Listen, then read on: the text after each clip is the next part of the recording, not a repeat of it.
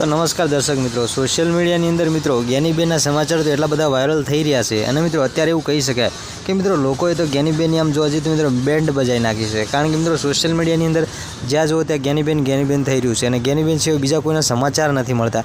કારણ કે મિત્રો અને અત્યારે મિત્રો હવે એવું જોવા જઈ રહ્યા તો મિત્રો એવું લાગે છે કે અત્યારે સોશિયલ મીડિયાની અંદર મિત્રો ઘણા બધા વિરોધો થયા, ઘણા બધા વિડીયો વાયરલ થયા, પરંતુ મિત્રો આ જ્ઞાનીબેનનો જે વિડીયો વાયરલ થયો છે ને એટલા તો મિત્રો કોઈના સમાચાર વાયરલ નથી થયા। અને અત્યારે મિત્રો જ્ઞાનીબેનની મિત્રો ભૂલ હવે જ્ઞાનીબેને સમજાશે। કારણ કે મિત્રો જ્ઞાનીબેનના સમાચાર મિત્રો મોટા લોકો સુધી પહોંચી ગયા છે કે જ્ઞાનીબેને મિત્રો અમુક જગ્યાએ જે ભાષણ કર્યું એની અંદર મિત્રો સ્ટેજ ઉપર જઈ અને જ્ઞાનીબેને ના કહેવાનું કહી દીધું છે।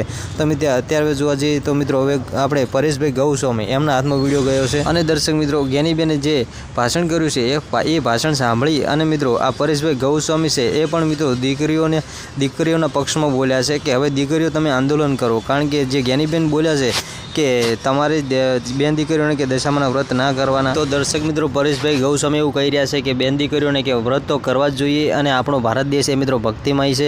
એટલે મિત્રો તમારે જે બેનને એવું કીધું છે કે તમારે વ્રતો કરવા જોઈએ એ લઈ અને મિત્રો આજે પરેશભાઈ ગૌસ્વામી છે એ મિત્રો દીકરીઓને કહી રહ્યા છે કે તમે આંદોલન કરો। તો દર્શક મિત્રો ગુજરાતની લાખો દીકરીઓ મિત્રો હવે જે કરશે ને એ મિત્રો તમે જોઈ નહીં શકો। તો દર્શક મિત્રો ત્યાં સોશિયલ મીડિયાની અંદર મિત્રો જે જ્ઞાનીબેનના વિડીયો વાયરલ થઈ રહ્યા છે એ મિત્રો તમે વિડીયો જોયા છે અને મિત્રો અવારનવાર તમે સમાચાર સાંભળ્યા પણ હશે। તો દર્શક મિત્રો આ વિડીયો જોયા પછી મિત્રો તમે શું કહેવા માગો છો કે આજે જ્ઞાનીબેને જે મિત્રો બોલ્યા છે ને એ મિત્રો એમને વિચારીને બોલવા જેવું હતું। તો દર્શક મિત્રો વિડીયો જોયા પછી મિત્રો તમે આપણી આ ચેનલ પર પહેલી વાર નવા આવશો તો ચેનલ સબસ્ક્રાઈબ કરતા જજો, મિત્રો કોમેન્ટની અંદર તમે જણાવતો જજો। ચલો મિત્રો મળીશું એક નવા વિડીયો સાથે।